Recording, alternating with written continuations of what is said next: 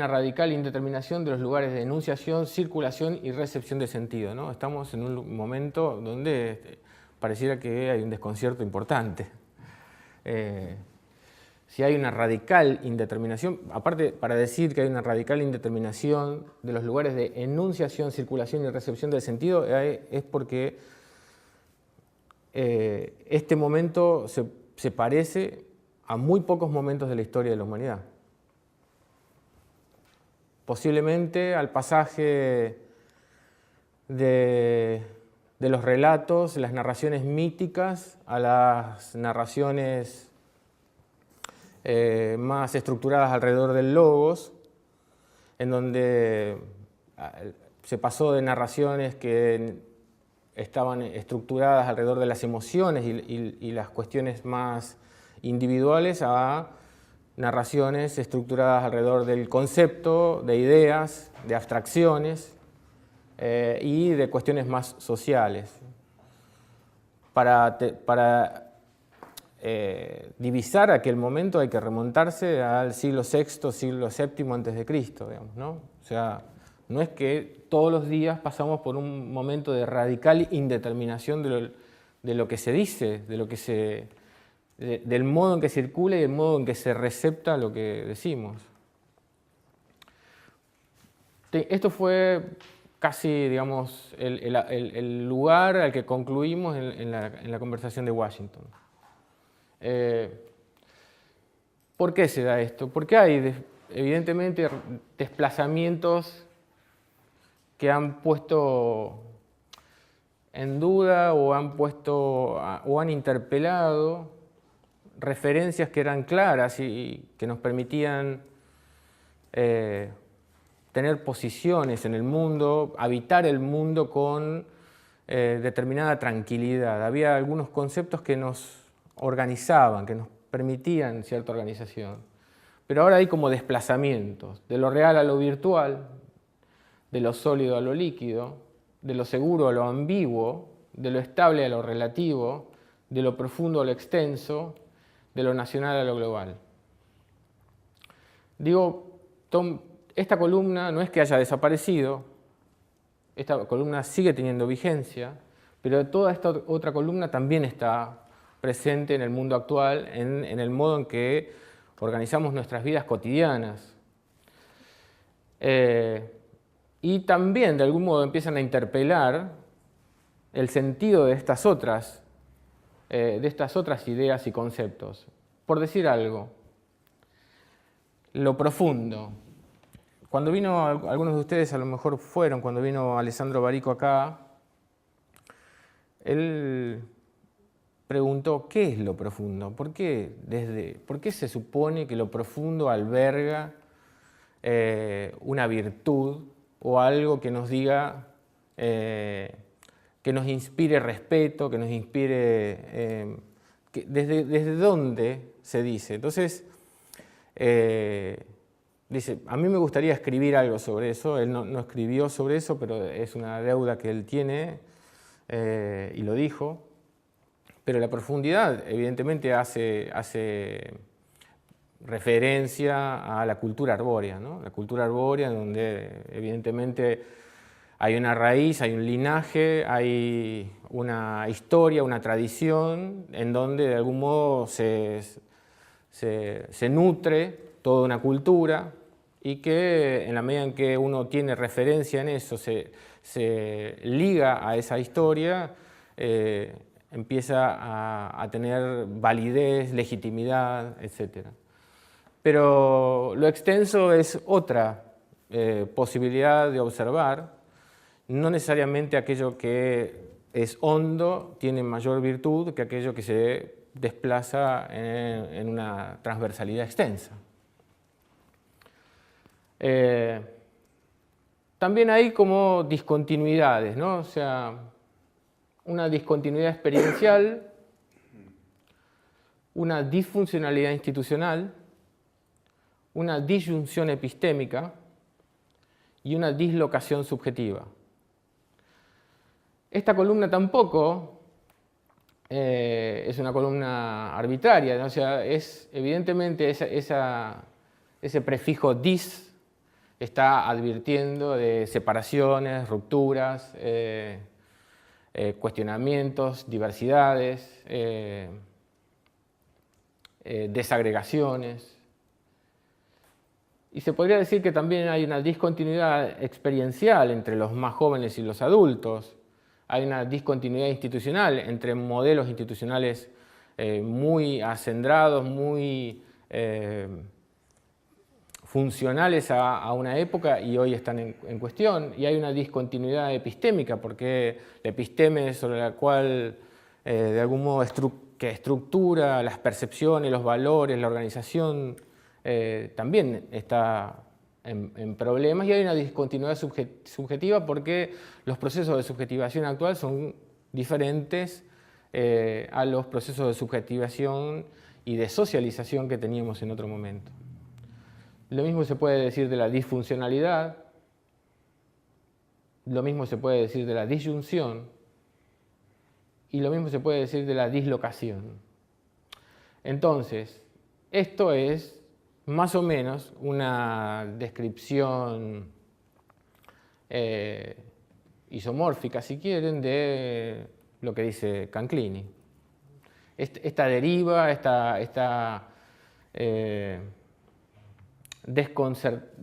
desconcierto general que no nos habilita a tomar decisiones definitivas, no nos habilita a tener teorías cerradas, y al mismo tiempo está dejando de reflejar todo aquello que era teoría, concepto, que eran ideologías, están dejando de reflejar el presente en el modo acabado que lo hicieron durante mucho tiempo.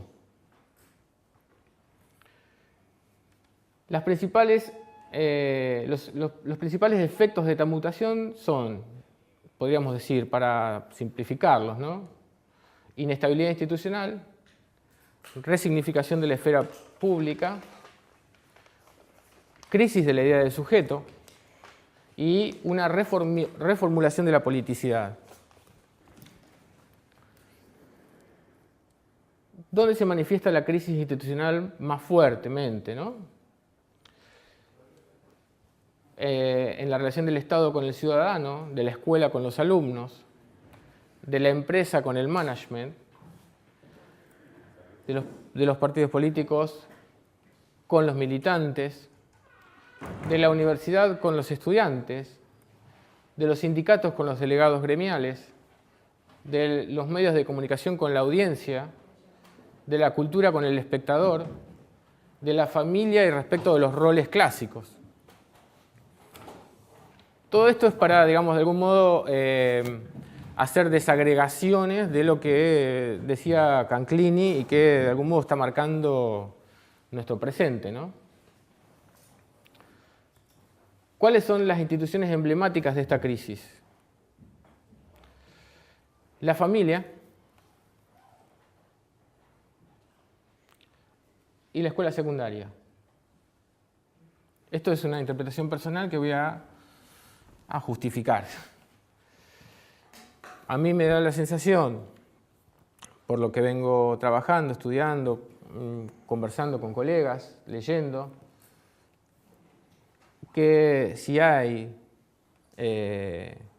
un protagonista por excelencia del momento que vivimos en la actualidad, es la generación llamada generación Y, generación que hoy tiene entre los 15 y 25 años, 27 años, pero es una generación, digamos, que son con límites bastante lábiles, ¿no?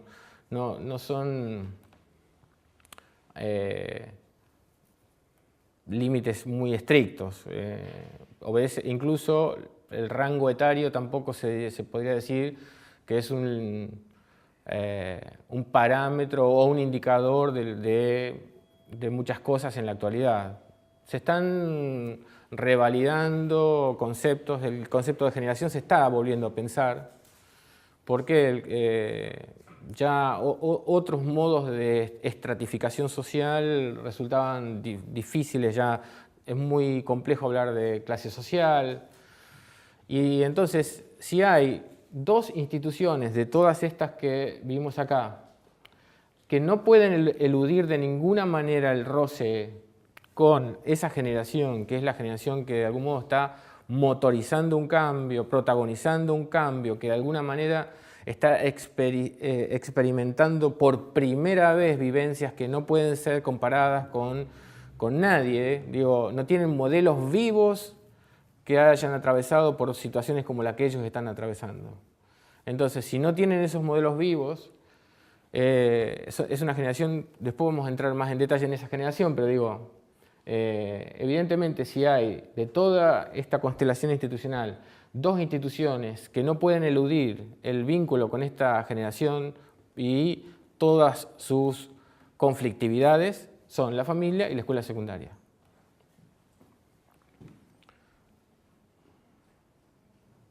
Sobre cada una de las cosas que estoy diciendo podemos interrumpir, podemos hablar, esto es abierto. Ahora, ¿cómo son los adolescentes que ingresan a la escuela secundaria? Presentan capacidades interactivas altamente desarrolladas.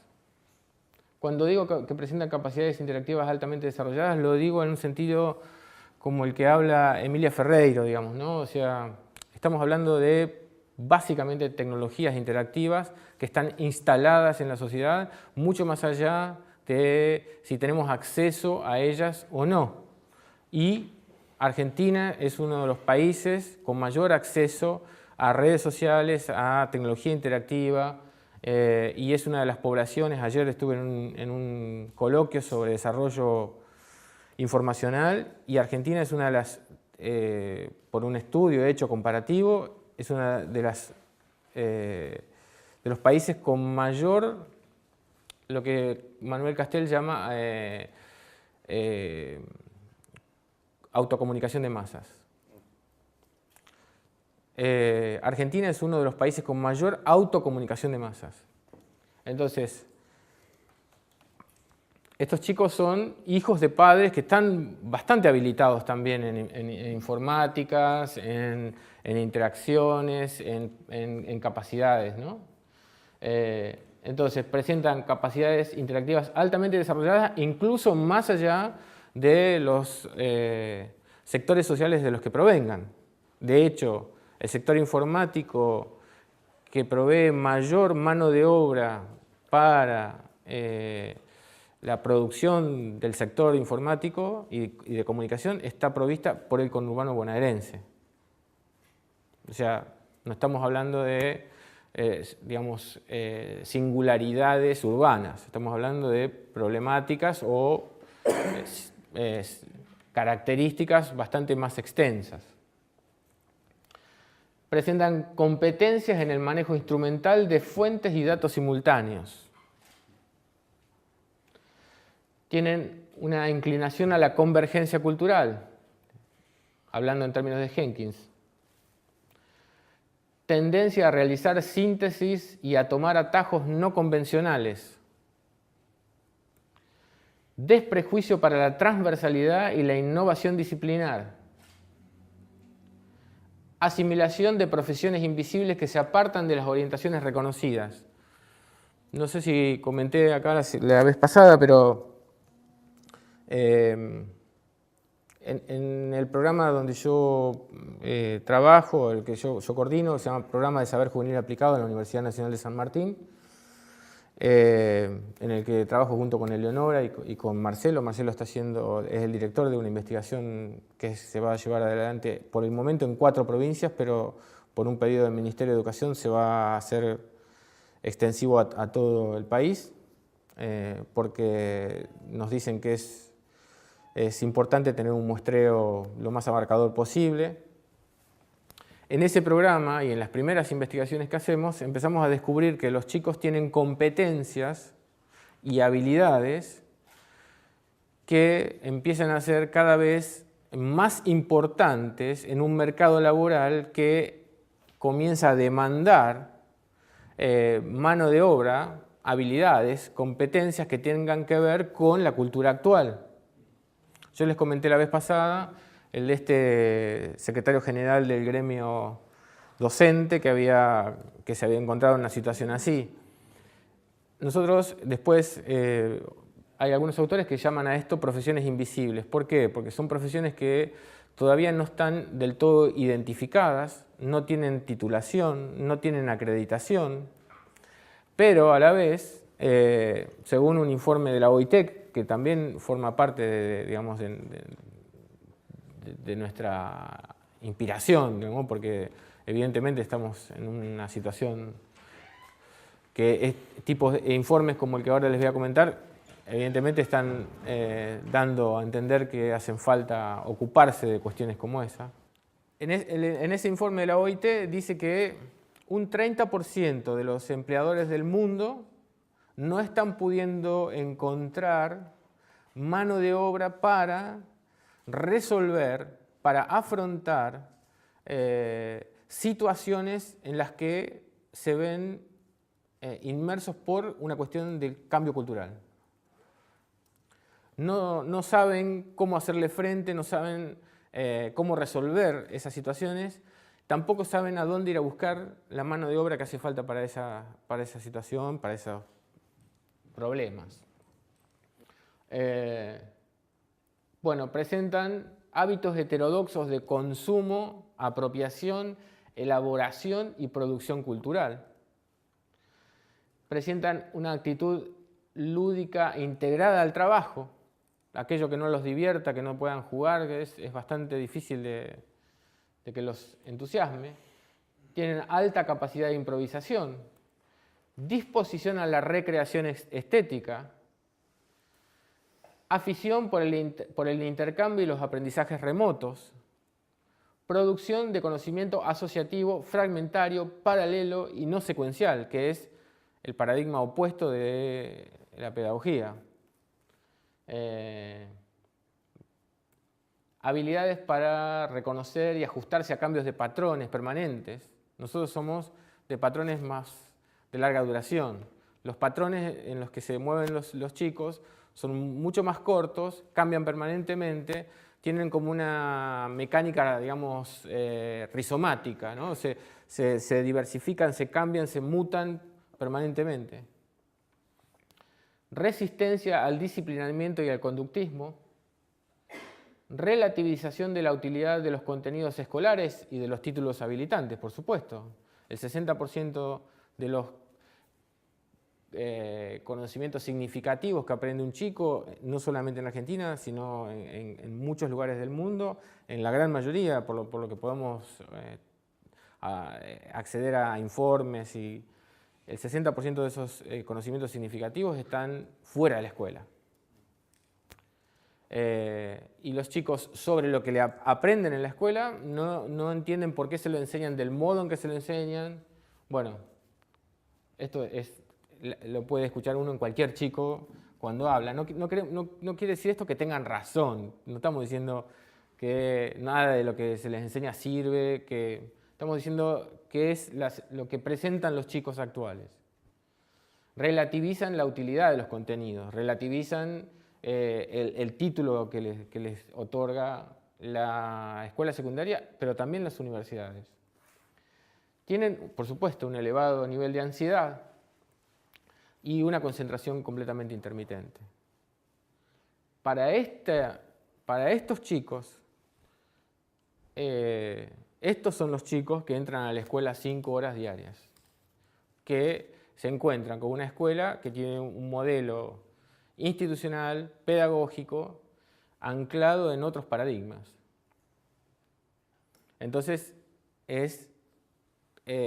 cuando utilicé varias veces la palabra desconcierto, en el segmento que más hemos encontrado la palabra desconcierto cuando uno conversa sobre estas cosas es en los docentes. ¿Cuáles son los problemas de la escuela frente a estos chicos? La escuela secundaria tiene problemas para enseñar satisfactoriamente lo que se propone. Estos son diagnósticos en los cuales más o menos a los cuales arriban conclusiones de diagnósticos más o menos generales.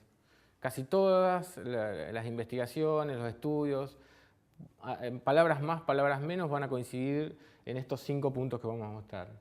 Enseñar, tiene problemas para enseñar satisfactoriamente lo que se propone, para incorporar los nuevos modos del saber al esquema institucional, para interesar a adolescentes que han desarrollado una forma divergente de estar en el mundo. O sea, que sobre cada una de estas cosas vamos a hablar, pero digamos, nuevos modos del saber. Cuando, si más o menos coincidimos en que los jóvenes están viviendo por primera vez, están inaugurando de alguna manera una época, están inaugurando vivencias, hay una discontinuidad experiencial importante, hay continuidades también, pero hay rupturas, cortes con lo que sería la experiencia más o menos normal de sus padres, de sus abuelos. Las discontinuidades generacionales existen y a veces son más fuertes que las discontinuidades, que las causas de conflictos. Acá estaríamos en una situación inversa, digamos. Hay una discontinuidad muy importante y las continuidades son pocas.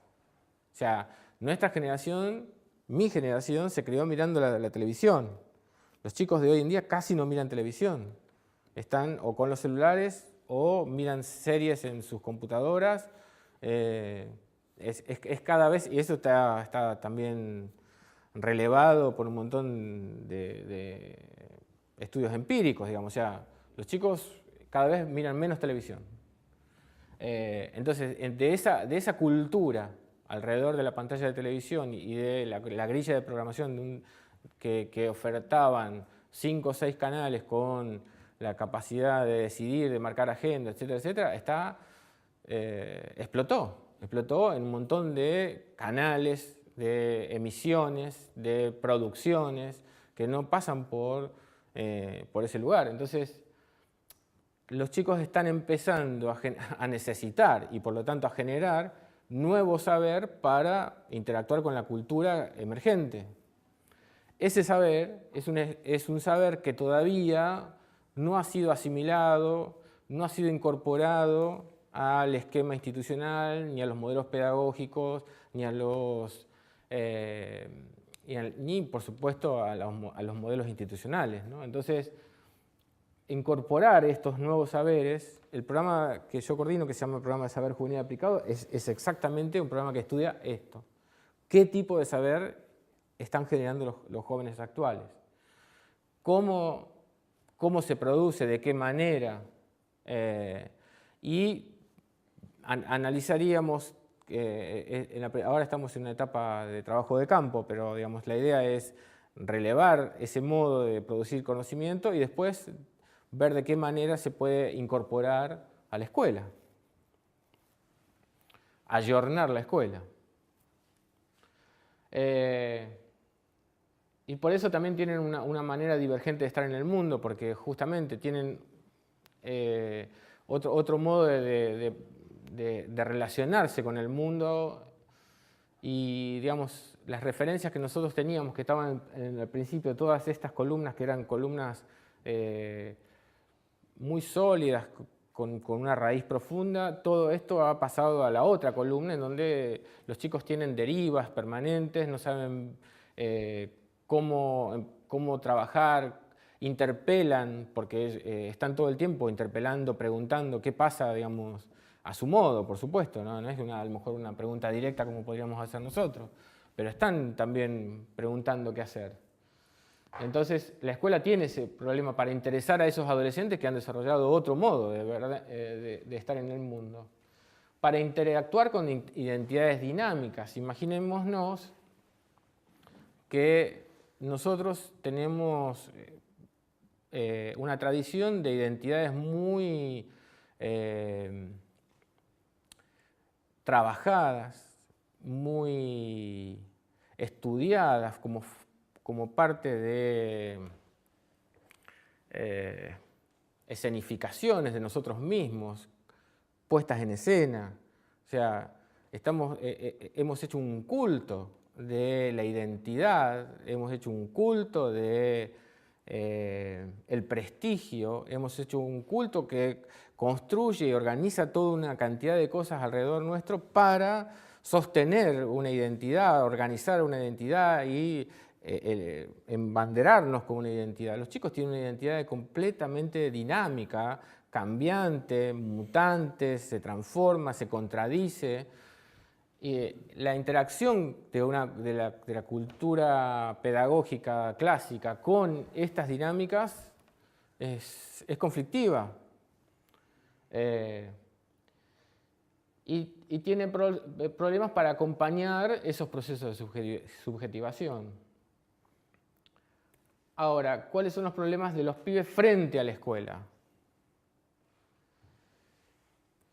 En principio, los chicos se perciben a sí mismos de un modo completamente diferente al que lo considera la institución. La institución observa gente que no está en el aula. Está observando a otra gente, digamos. Interpreta a un sujeto de aprendizaje que no está. Se organiza en función de un sujeto de aprendizaje que tampoco está. Entonces, los chicos, porque en un principio uno podía decir, bueno, hay de 30, de 40 pibes que hay en un aula, hay 3 o 4 que tienen problemas, que no los podemos controlar, que tienen problemas de conducta y se podían atribuir a desarreglos familiares, psicológicos, pero cuando tenés de 40 a 35 que están en la misma situación, entonces evidentemente hay que más o menos acusar recibo de un problema, porque la que no está entendiendo qué pasa ahí es más bien la institución, que es, y de algún modo la que tiene que resignificar el sentido de la escuela es la escuela, el campo pedagógico, los adultos. Entonces los chicos se perciben a sí mismos de un modo diferente al que lo considera la institución. Esta es María Sol, es una booktuber. La semana que viene, ahora arrancan el 16 creo, mañana, arranca la Feria del Libro Infantil y Juvenil. Los booktubers tienen un espacio dentro de la feria, se reúnen el 26 de julio, se van a reunir en el espacio Circo, creo que se llama, que está en el Polo Circo. Hacen como un congreso donde van a reunirse y van a hablar. Van a hablar de ellos, van a hablar de qué hacer, estrategias, etc. Es muy interesante. Esta chica, María Sol, el video que les voy a mostrar ahora tiene dos minutos y medio. Fíjense esto, esa chica se filmó a sí mismo con su celular o en su habitación o a lo mejor en el baño. Ella habla de lo que lee. Un booktuber habla de lo que lee. Pero fíjense, imagínense la consideración que tiene de sí mismo, de la potencia que advierte de sí mismo, alguien que puede leer lo que va a decir que leyó, del modo en que lo leyó, del modo en que lo califica, después compartirlo por una filmación, subirla a YouTube en un canal propio que se armó para sí misma y dárselo a 2.500, 3.000 seguidores. Ahora cada vez tienen más, ¿no? Tienen 15.000, tienen 20.000, 50.000 seguidores. Entonces, imagínense cuando este chico ingresa a la escuela secundaria, ingresa a la escuela cotidianamente. Digo, imagínense la percepción que tiene de sí mismo y del modo en que lo están considerando. Esto es lo que... Hola, ¿cómo andan a todos? Espero que estén pasando unas felices vacaciones de invierno, vacaciones de verano, en donde quiera que estén. El año pasado. Esta vez les traigo un conteo, un resumen de las lecturas del mes pasado, ya que estamos a principios de agosto, y les voy a contar un poco las lecturas que he leído en el mes pasado. No he leído demasiado, sinceramente, como el mes de junio. He leído básicamente 5 libros que son ni gordos ni son medianos, para así decirlo. Pero bueno, son lecturas buenas que he tenido, no han sido lecturas malas. Ahora les voy a mostrar cuál. La primera lectura del mes de julio es Vortex de S.J. Kincaid, de la editorial Verde Editoras, que me lo dio la editorial. Es la segunda parte de la trilogía Insignia. No les voy a hacer un resumen más o menos de qué trata este libro, porque les cuento. Como es la segunda parte de una trilogía, no les voy a tirar spoilers del primer libro. Entonces les voy a contar solamente un resumen más o menos de si me gustó o no. La verdad que me gustó, pero no me gustó tanto como el primero. El primero tiene más acción, tiene más avance, pero esta sinceramente fue como un intermedio, creo que entre el primero y el tercer libro, pero está bueno, está bueno. Tiene comedia, tiene buenos personajes. A veces no me llegó a agradar mucho el personaje de Tom, en algunas ocasiones, porque su orgullo era bastante grande. Este libro no me llegó a agradar con el primero, que le puse 4 estrellas, sino en esta ocasión le puse 3,5 estrellas. Tío, imagínense que esa chica se leyó, se filmó, editó, subió y compartió su lectura con miles de chicos. ¿Cuántos años dijiste? Ella tiene 15 años. Esto es en agosto del año pasado. Hoy tiene 16 y tiene muchísimos más seguidores. En ese momento tenía 4.000, algo así. Digo, evidentemente estos chicos... Esta niña puede ser una niña, qué sé yo, del Pellegrini a lo mejor. Pero lo que puede resultar como revelador en un chico del Pele en estos términos tiene su contraparte en el conurbano con otro tipo de cosas.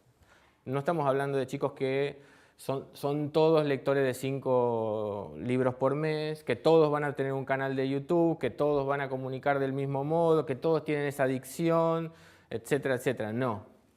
Pero estamos hablando de que en cada lugar, en cada sector social, tiene una expresión que en general es una expresión de subjetividad vinculada a la interacción, a compartir, a lo colaborativo y a la inclusión tecnológica en sus relaciones.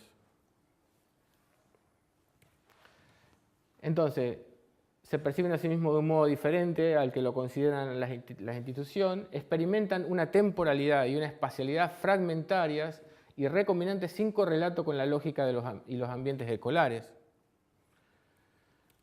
Se han desclasificado de los estándares interpretativos y no pueden ser evaluados adecuadamente. O sea, ellos se perciben a sí mismos diferente del modo en que los consideran, pero a la vez ellos están desclasificados de un montón. Uno de los artículos que yo les di empieza con la cantidad de heterónimos que tiene esta generación. Generación que el otro día leía en un artículo de New York Times que, digamos, está estudiada mundialmente.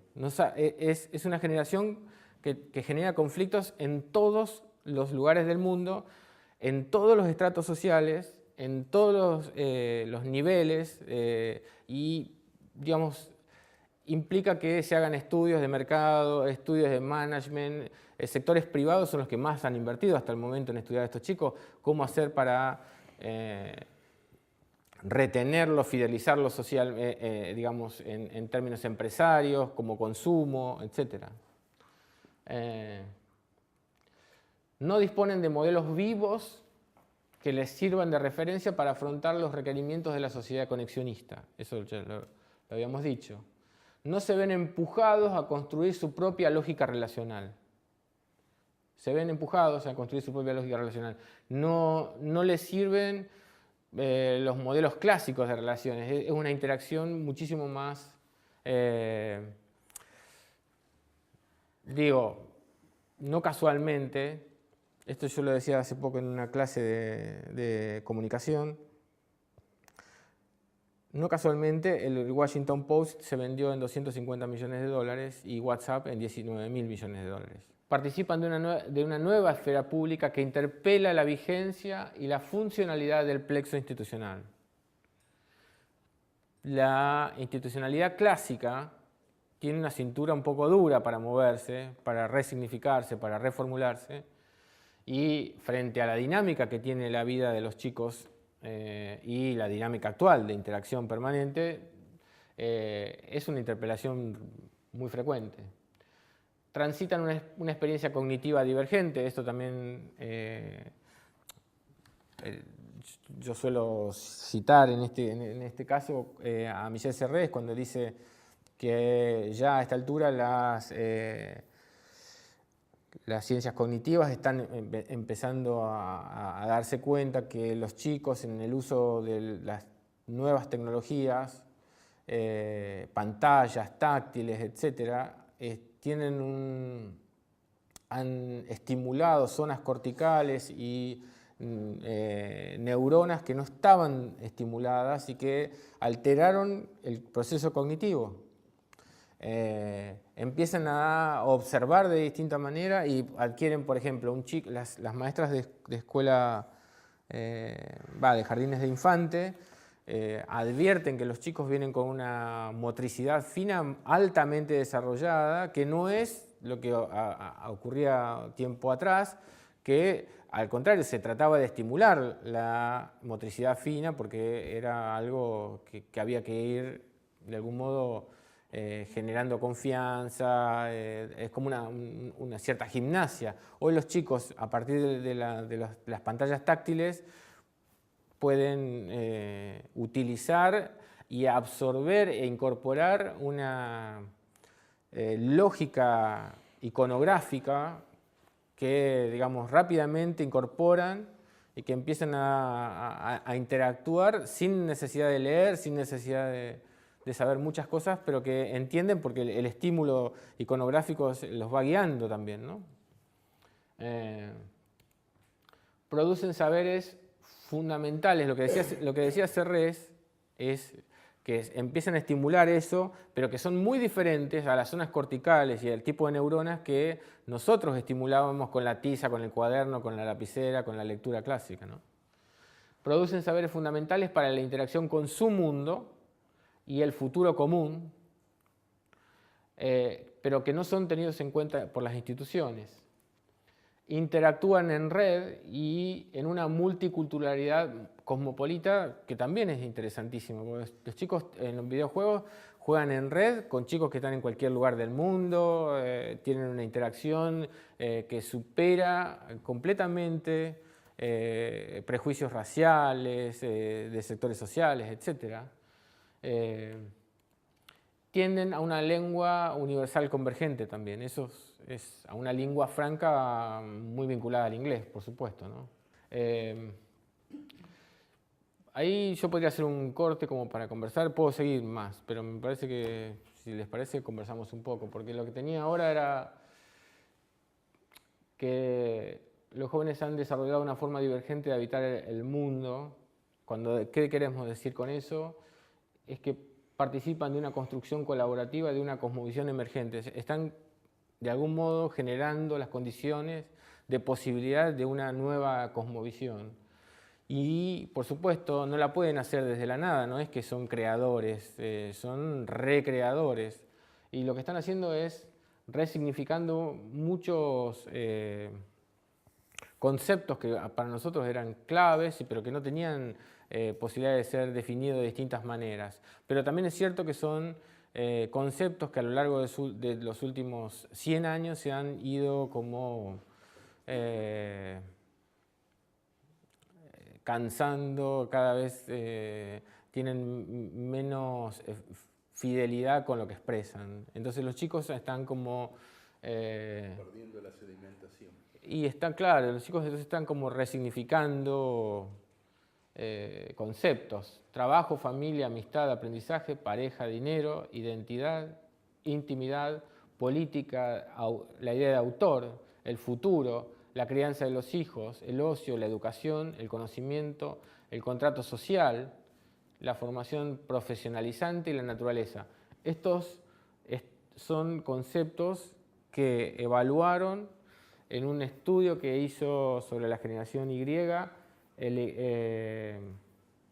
Ipsos, de Mora y Araujo, en un trabajo porque los empleadores más importantes, de las empresas más importantes de Argentina y de América Latina, tenían problemas con los chicos que no los pueden fidelizar. Entonces, ¿qué pasa? Cuando se ponen a hacer focus group y empiezan a trabajar con estos chicos, son todos sociólogos que trabajan, en esto, en un libro que es muy interesante. Yo después, si les quieren, les paso el título, todo. Es sobre como el pasaje de la generación X a la generación Y.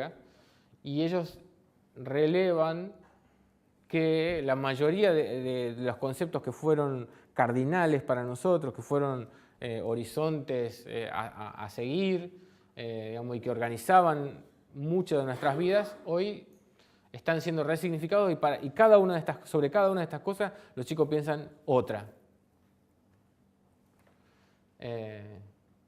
Bueno, digo, también puedo seguir, pero me parece que está bueno como para dialogar un poco.